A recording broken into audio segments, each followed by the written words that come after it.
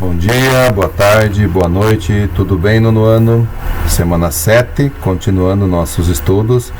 Nós tínhamos abordado na última videoaula sobre o relevo, a hidrografia da Oceania, tá?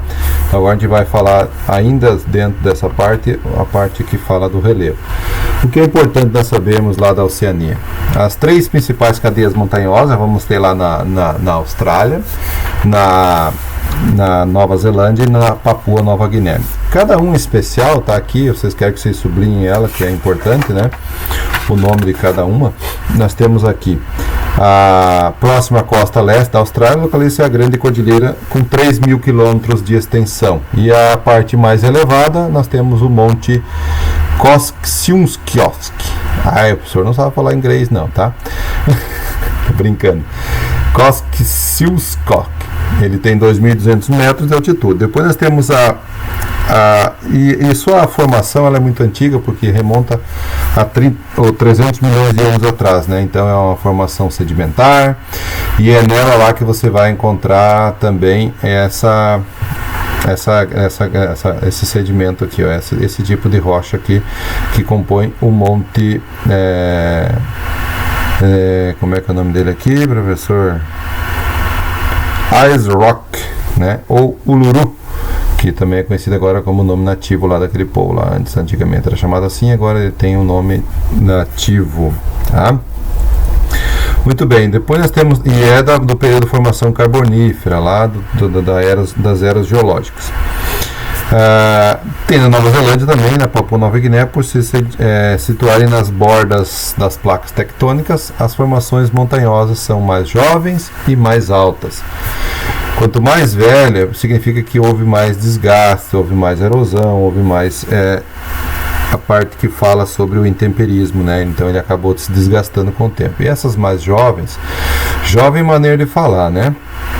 Mas ela tem 4.509 metros, é a parte mais alta. É o Monte William. E na Papua Nova Guiné nós temos 3.754 metros, é o Monte Cook, né? E na Nova Zelândia nós temos as neves eternas. Significa que eles estão numa parte muito importante, paralelo 43, perdão, na latitude. Na latitude 43, ela está próximo da região da Antártida, então ela é muito influenciada pelas correntes marítimas, pelos ventos, pela formação de neve e consequentemente, não derrete, né? Então, essa é uma das suas características daquela região, tá? Também há as bases geológicas muito antigas na Austrália, apresentam em seu território planaltos muito desgastados pelos agentes erosivos, aquilo que o senhor tinha falado. Com o tempo, e por ser um solo mais erodido, muito mais fácil você se decompor, ele é transportado pelo vento, pela chuva, pela ação de alguns insetos, enfim, isso tudo é um processo lento que vai se acumulando ao longo do passar do tempo, tá? Aqui fala anteriormente o nome da montanha, ela foi trocada e agora ela é considerada um patrimônio geológico da Unesco. Então ninguém pode mais explorar, não digo de retirar minerais, algumas coisas que tenham naquele lugar. Simplesmente ela vai ficar intacta aí por muito tempo agora. Os principais planícies da Oceania situam-se no sul da ilha de Nova Guiné, né? No sul da ilha de Nova Guiné e no norte da Nova Zelândia, além do centro-leste e do sul da Austrália, onde percorrem os rios Murray e Darling, e os mais extensos do continente. No centro australiano nós temos o lago, esse que está na imagem aqui. Ele tem uma formação de água temporária, tá? Temporária, e ele é alimentado por rios efêmeros que cruzam parte dos desertos australianos correndo para ele. Então, de tempos em tempos isso aqui desaparece e ele retorna. Então é uma coisa assim que ela não é periódica, ela é temporária, beleza? E nós temos também que vai falar em especial sobre a barreira de corais, mais famosa da Austrália, né? ao longo do litoral noroeste da Austrália. Então, e nós também temos os fiordes no sul da Nova Zelândia. Então, barreira de corais e os fiordes. Os corais a gente vai falar especialmente mais à frente no capítulo 6, então o professor nem vai se interagir nessa parte aqui, vai deixar de lado. O que é importante também nós sabermos dos fiordes, consequência da última glaciação, dos últimos degelo que aconteceu, por haver grandes quantidades de gelo nesse lugar, então ele foi esculpindo a rocha, as geleiras, né, elas vão fazendo com que a rocha seja desgastada, e isso foi na última glaciação, há 20 mil, 25 mil anos atrás, existiam essas grandes geleiras que depois descongelaram e deixaram essa paisagem extraordinária. São bem profundos, são grandes vales, né? E são estreitos e com penhascos muito altos. Isso também você vai ter bastante lá na Finlândia, na Noruega, na parte norte do nosso planeta. Muito bem, organizando essas ideias. Então aqui nós vamos complementar ou completar as questões. Nós sabemos que todos os rios nascem geralmente nas montanhas e ao decorrer de sua trajetória vem trazendo sedimentos e vai depositando isso nas partes mais baixas, que são as planícies, e vai acumulando sedimento, formando grandes bacias sedimentares ou grandes planícies próximas desses rios. Um exemplo é o rio Amazonas, o rio Delta do Nilo, entre outros lugares, rio Ganges, enfim. Ok? A gente vai completar então agora esse quadro que fala das cadeias de montanhas e os rios que nascem em cada uma delas. Nos Alpes, geralmente lá na França, na Itália, na Suíça, na Suécia, na Áustria, né? Nós temos os Alpes. Então, que rios nasceriam lá? Você vai colocar o rio Reno, na Europa, né? Rio Danúbio,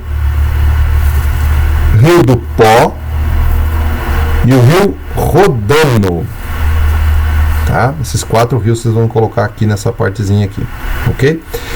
E o rio Tigre e Eufrates nasce em qual cadeia montanhosa? Você vai colocar aqui o Montes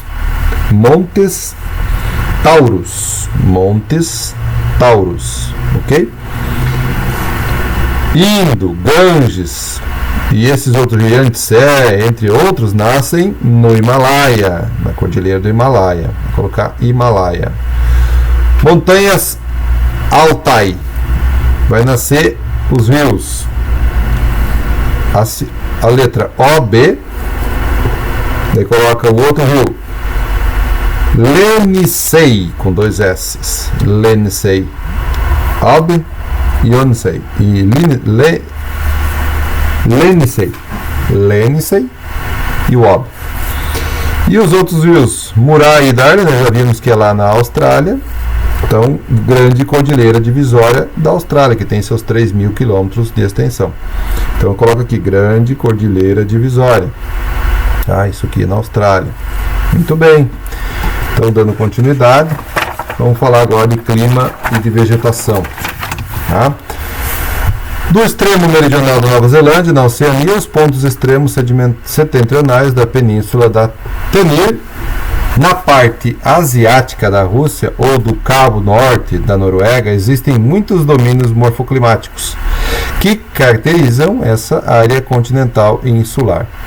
Em seu conjunto, exibem climas de formação vegetais que abrangem as 3 zonas térmicas da Terra: tropical, temperada e polar. Então, eles vão ser bem ecléticos nessa parte aí.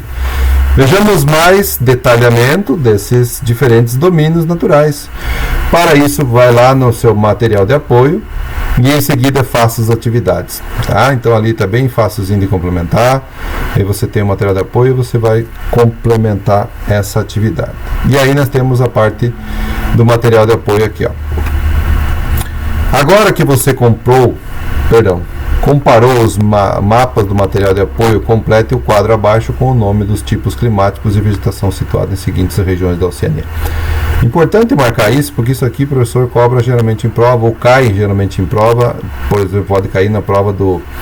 Se já não caiu também, né? A gente ainda não terminou o capítulo, mas enfim, na semana 7 aí vai ter provavelmente a prova do positivo, pode cair isso aqui, tá?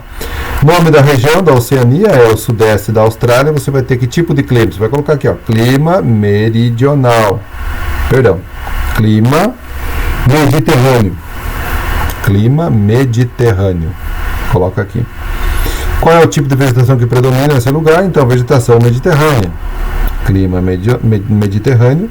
Estou com meridional na cabeça. Clima mediterrâneo e vegetação mediterrânea. Papua Nova Guiné, você vai colocar clima equatorial, floresta equatorial. Norte e nordeste da Austrália. Clima tropical, vai colocar o que? Floresta tropical e equatorial, formações mistas, cerrado e savana. Tá? Nova Zelândia, você vai colocar clima temperado, formações mistas, no tipo de vegetação, floresta subtropical e temperada. Depois você vai colocar no centro e oeste da Austrália. Você vai colocar clima desértico, tá? E a vegetação é deserto. Não existe vegetação nesse lugar. Perfeito? Muito bem. Encerrando essa parte, daí a gente vai ter mais uma aula sobre domínios equatoriais, tropicais e desérticos nessa situação aqui. Ok? Muito obrigado.